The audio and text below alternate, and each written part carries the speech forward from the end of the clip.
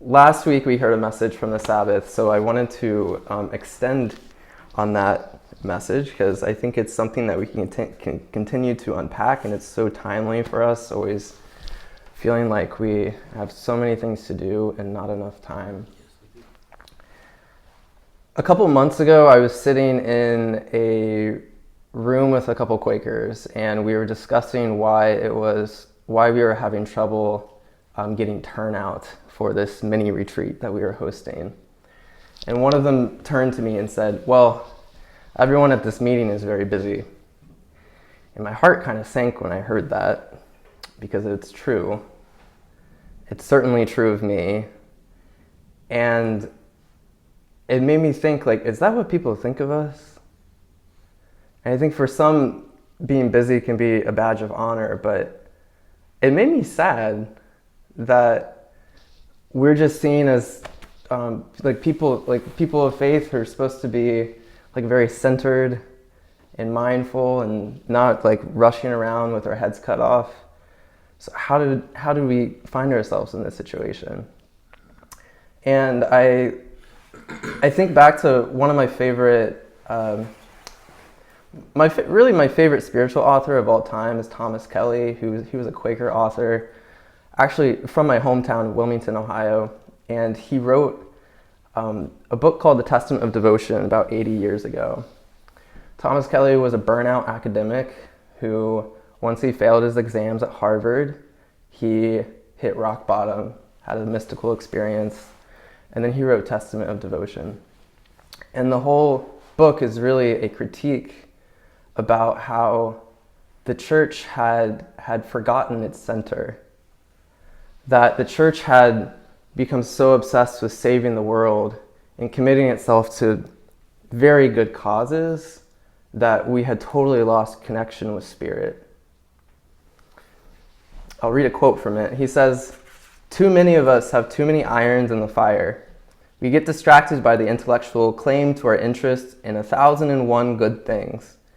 And before we know it, we are pulled and hauled breathlessly along by an overburdened program of good committees and good undertakings. I am persuaded that this fevered life of church workers is not wholesome." And notice how he says that these are good things that we are doing. These are good committees that we are on. And then he mentions the Quaker testimony of simplicity, which is one of our most treasured testimonies. It's why Quakers are known for being simple in the way we talk, or simple in dress, or simple in architecture. And Kelly says that Quaker simplicity needs to be expressed not merely in dress and architecture and the height of tombstones, but also in the structure of a relatively simplified and coordinated life program of social responsibilities. In other words, a very simplified Google Calendar, which is so hard to do. Simple dress is a lot easier than that. But it's not just me, it's not just the Quakers, it's not just our church. It's especially DC, but it's also all of modern society. This is the predicament that we find ourselves in. Everything is moving very, very fast. And so it is not an individual moral failing if you feel like you cannot simplify. AI and technology promises to free up all this space in our lives. Studies are showing that this is not the case. And I am not surprised. The economist John Maynard Keynes said like 60 years ago that we would all be working 20-hour weeks because of the way technology was going. But the thing is when people add more productivity apps or productivity hacks, or they get their AI chatbots to write their emails for them, they take that extra time and fill it with more work. This is what the studies are showing. And so it's not the technology, it's us, we are the problem. It's the culture that the technology is embedded in. And before we change the culture, we're not going to be able to find more simplicity in our lives. This is very similar to how schools and employers will promote well-being by offering free counseling without changing any underlying structures that make school or work stressful in the first place. When I was in grad school, the workload was completely the same, but I had 6 free counseling sessions. Lipstick on a pig. Over the past few years, I've come back to this Sabbath practice. And many of you know that the Sabbath originates in the book of Genesis with the story of God laboring for the first 6 days, creating the universe, creating us, humankind. And on the 7th day, God rested. And a lot of times we think of the weekend as the 2 days that we get to recharge so we can go back to work. This is not the original Sabbath idea, which the weekend is based off of. The original idea is that the Sabbath is for the sake of the Sabbath, is for the sake of resting itself. It is for the sake of spending time with God, spending time with yourself, spending time with those who you love, and just being. And having worth in that. Finding worth in just existing. So I've kept this with me every once in a while. Like, I've kept this Sabbath practice with me. I'll break it out when I feel like I need a good reset. But something in the past year or two totally changed the way I think of Sabbath. And it was my friendship with my old flatmate from London when I was in grad school there. His name is Ken. Ken is Jewish. And when I first knew him, he was exploring he was almost rediscovering his relationship to Judaism. He had grown up in a more reform, liberalized Jewish community, but he was really trying to get back into these traditions that may have been watered down or forgotten in that. So getting back to a more conservative Judaism. And with that comes a very observant take of the Sabbath. And I caught up with Ken about a year or two ago on the phone, and I was just very curious. And I was like, what is this like? And after grad school, Ken had moved back to LA, where he's from, and settled in the Pico Robertson neighborhood, which is the highest concentration of Jews in North America outside of New York. And they all live in the same place so they can walk to the synagogue without having to use a car on the Sabbath or public transportation. And I asked Ken what it's like, and he said, it's magical. I was like, okay, tell me about it. And a lot of them go without their phones, him and his friends. They have a Friday night Shabbat dinner. And then Saturday morning, they'll walk to synagogue. And the rest of the day, they will just play games, hang out with each other in the park. Since they don't have phones, if they want to hang out with one another, they will literally go to each other's houses and just knock on the door. And I was fortunate to be able to experience this firsthand in March when I went to Ken's wedding. And I was there for the whole weekend, so I got to experience the Shabbat dinner. And I was barely on my phone the entire weekend. And I can't tell you how much it would have been different if I did it by myself. But it's like not having your phone and we were just with people. It's like the moments expanded. The people you're with loomed larger than they did otherwise.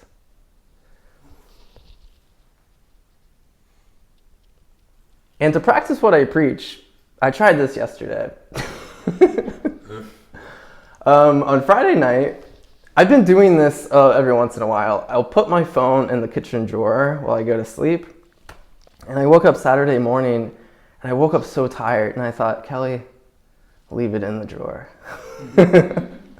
So I went about my day without my phone, and I went over to my friend Nicholas's house. He's my neighbor, and I knocked on the door, and he answered, and we hung out for a bit, and we chatted, and I spent the only work I did really was to write this sermon. And it felt so good to unplug. I will also say that it brought certain emotions to the surface that were uncomfortable, that I realized that I hadn't dealt with. And even though it was uncomfortable, that was such a gift for me to have brought to my awareness. Because otherwise, I could have easily kicked those emotions down the road for days, maybe weeks. So the point with this is that it's like we have to do it together. It's very hard for us to slow down just individually. And so I want to just highlight some examples of some like very concrete ways that we can push against this culture of busyness that is super ingrained, and like ways that we can do it together. The first is, Rich reminded me of this social psychologist, Jonathan Haidt. He talks a lot about cell phones and kids and social media and kids. Now we're at the point we've had social media with us for long enough. We've realized, okay, maybe not a great thing to have for like very young children. Same with cell phones. And so now we're in these situations where parents are trying to figure out, okay, they're saying, I don't want to give my kid a cell phone so early, but I still want them to be connected. And it's also hard when their friends have cell phones and then my kid's really upset and feels left out. What do? Jonathan Haidt says, quote, if you're the only parent who doesn't give your kid a phone, well, then you're a bad mom and your kid feels left out and made fun of. But if you work with 5 of the parents of your kids' friends so that you're all on the same page, and you don't just take away their phones, but you actually encourage them to go out and play together, well, then we've won. So it's banding together. I recently caught up with my cousin in New Jersey who also has kids, and she's navigating these same questions. And she's actually talking to other families about getting landlines put into their homes where their kids can call it. This is exactly the way I grew up. If I would go to my landline, dial my friend Kyle's number, and I'd say, hey, do you want to come out and play? And so there's ways we can do it. And I think it's really important for us to think as the world becomes more advanced and technologically advanced, where are we going to be analog and where are we going to be more technologically advanced? The other example I'll use this was almost like a forced Sabbath for many of us, but it was the pandemic lockdown. This was this never before done social experiment where all of a sudden you had millions of people who were out of the job, were in many cases were being financially supported through government assistance. And if you were in a home where you felt safe, you had a real Sabbath experience. Many people connected with nature more. They connected more with their friends and family. Studies have been showing that people found a deeper sense of purpose. Many people reconnected with their sense of spirituality. And I think we're seeing the effects of this now that we've left lockdown. I still think we're very far out from completely understanding what the lockdown did to us. But I think we have some hints right now from anecdotal evidence and also statistical evidence that people are rediscovering like a deeper sense, like they are hungrier for a deeper sense of purpose. We do have more people going to church now, more people seeking out spirituality. We also have a lot more people who are highly dissatisfied with their jobs. I mean, a lot of people who came out of the pandemic, they realized that there was more to life than just their job. They realized, oh, I actually have hobbies. Or I want to spend way more time with my family than I was before. I found a Gallup poll from 2024 that kind of speaks to the discontent that a lot of workers have right now in this economy. It found that only 30% of employees feel connected to their company's mission and purpose, a record low. And only 21% strongly agree that their organization cares about their overall well-being, also a record low. And I'm not sure much about the jobs had changed between now and then. It was people's perspective that they were gifted from this experience of this forced Sabbath. And so now we're in a situation where we're past the Great Resignation, and now in this economy, there's not a lot of hiring, there's not a lot of firing, there's low unemployment. And so many of us are in the situation where we are stuck in our jobs, and many people are upset because they got a taste of Sabbath. And they're angry, they feel that something is off. And so now I think as a culture, we really have to think about, okay, recognize that we can't go back to the pandemic. We can't go back to life before the pandemic. Things are totally different now. But will have to be different going forward. And we have to ask ourselves, what will that look like? Recognizing that we can't forge this path by ourselves. And I don't think this is a situation where we build the entire kingdom of God overnight. But I think the story of Sabbath shows us that it just takes very little steps. Sometimes say you can't commit to a full 24 hours. Even committing to 4 hours with your phone is more than most of us do on any given day. And so I think this amazing gift that Sabbath gives us is that we can get a taste of heaven every week. And the task is that we recognize that we can't do this alone anymore. And we continue just building little Sabbaths together through that.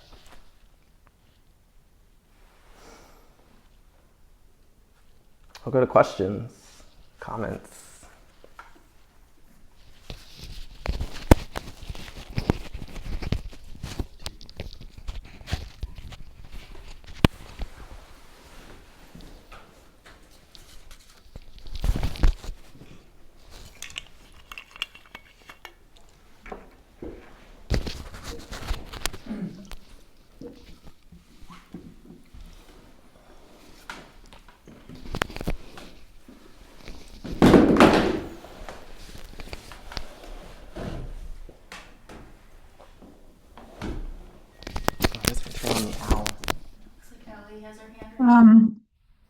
I just want to make an observation. Oh, is it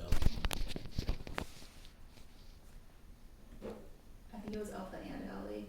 Okay, Alpha. We'll start with Alpha.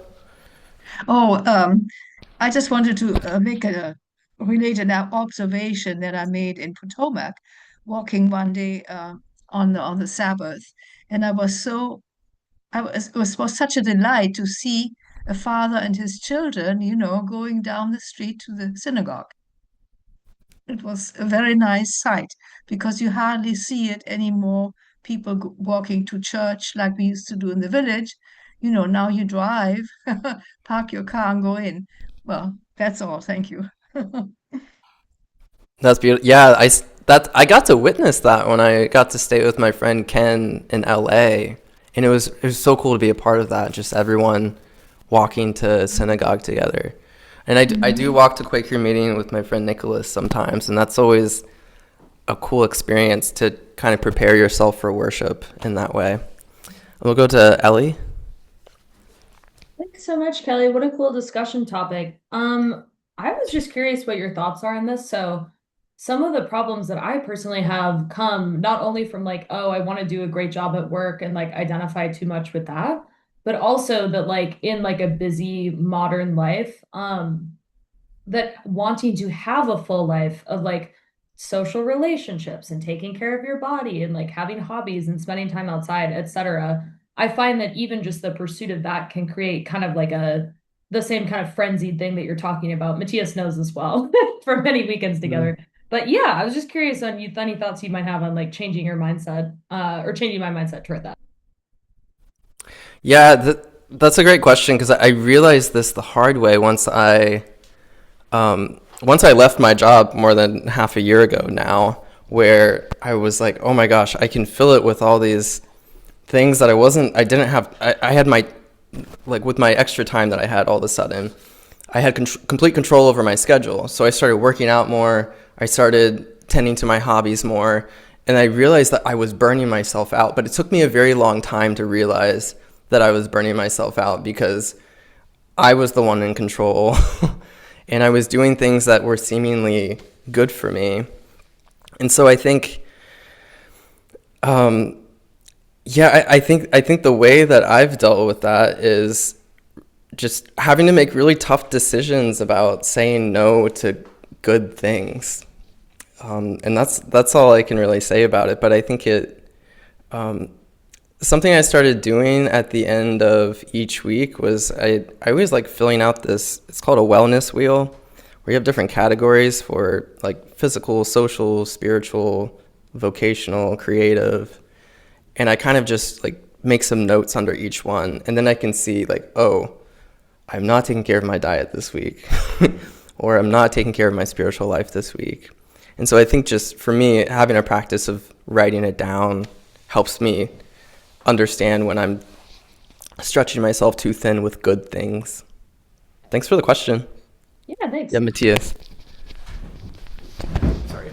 That was a really interesting question, Ellie. And it kind of like prompted, a thought in me, which is, I wonder, like, this goes back to like individualism versus like community and having like traditions as a community where, like, if you're like an individual and you're like, I got to be doing things outside of work, then all of the onus is on you to figure out how to like fill your time and the things you're supposed to do. Whereas if it's like getting together and just hanging out with people as like a community, then it's just like about being together. I mean, like the example of Shabbat, like I have a Jewish friend as well, and I've done Shabbat with him and his family. It is just about like hanging out, conversation. And so it's not just like you're sitting at home and like lounging on the couch, but you're not like necessarily like going for a jog and then going to this party and that event. It's just being together as a community. And also just like the role that tradition can play. Cause like sometimes it's good to like plug off your brain and just kind of follow, not like follow the rules, but like you're supposed to go to like church, or you're supposed to go to like synagogue with your friends. You kind of listen and then you get together and you hang out and play games and stuff. And so there's like something that's set out for you, and it's not all on you as an individual to like fill that time, I guess. I like what you say too about how it's rooted in tradition. And so I think that I always like contextualizing these things where maybe you personally or your family or your faith tradition, you have something in your own tradition that involves rest. I think, or maybe you and your friend have some rest activity that you really like doing together, like going on walks. So yeah, I think the tradition aspect, we do forget that a lot, I think. Mhm. Thank you.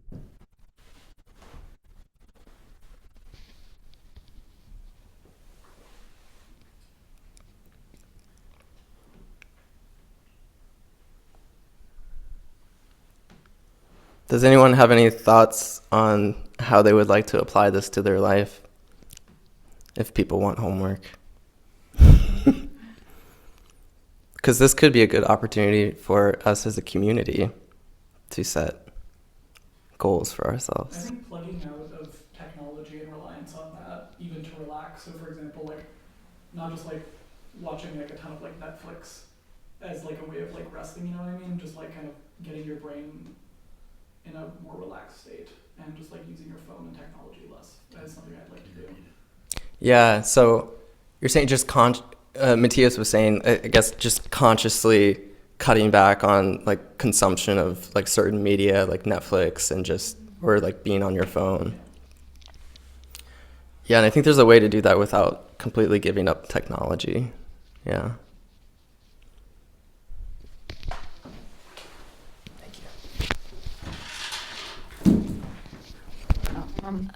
Because I have a competitive streak in me, I thought, let's start a competition. Who takes more Sabbath rest for the coming month?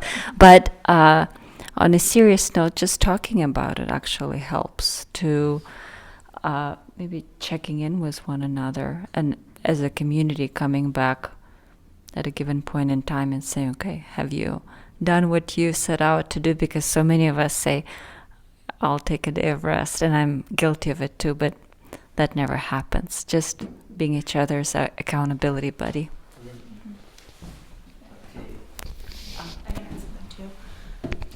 And I think just on the same vein of unplugging from technology more, there's so many games now like Wordle or like doing a crossword puzzle on your phone or something. But there is something really to be said about doing something pencil and paper, like maybe writing a letter to someone instead of sending a text, or getting a crossword puzzle book or something like that. It really, I think, makes a big difference.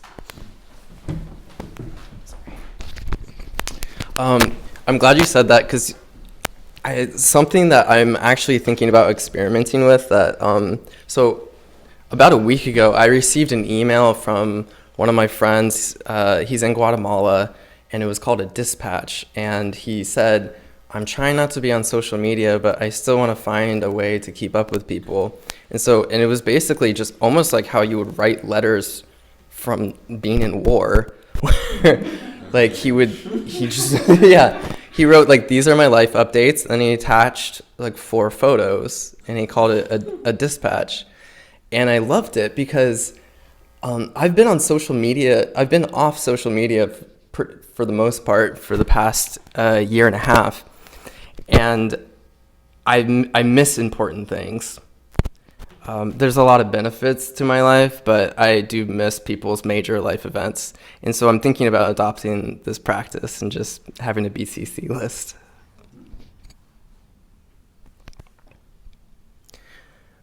Does anyone else have tricks or tips in their life of like ways that they like to unplug or practice rest?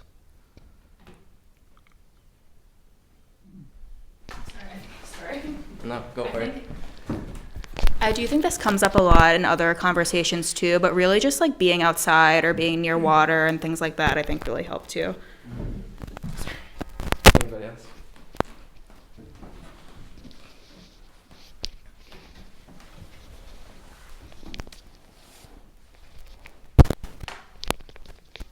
Can I say something? Yes. Yeah, I miss the German custom of sitting down to coffee and maybe a piece of cake or something at 4 o'clock in the afternoon. It's such a lovely custom, because you just relax, you don't do anything for about half an hour or 45 minutes. And then also what the Germans do quite a bit, they go for a walk after dinner. I didn't know that. No, yeah, now I'm in a retirement home, so I'm supposed to have a lot of time, but I don't really have much time, but people do play games and sit around and talk. But you also kept quite busy with doctor's appointments and things like that. So it's a new way of scheduling, your free time, your Sabbath time. I really love that idea. It almost reminds me of a siesta Mm-hmm. for Germany. Right.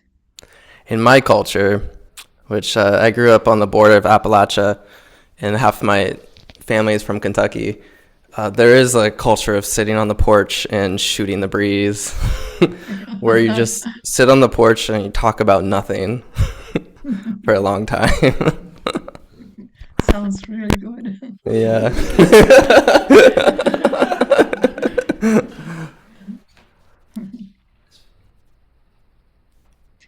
Yeah, thank you, Kelly, for bringing up the Sabbath. It's really it's very good to think about it. I mean, it really stimulated my mind about things.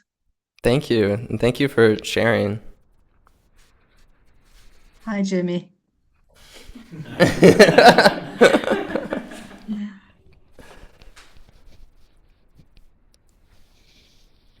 Any last remarks before we head on with the rest of our service?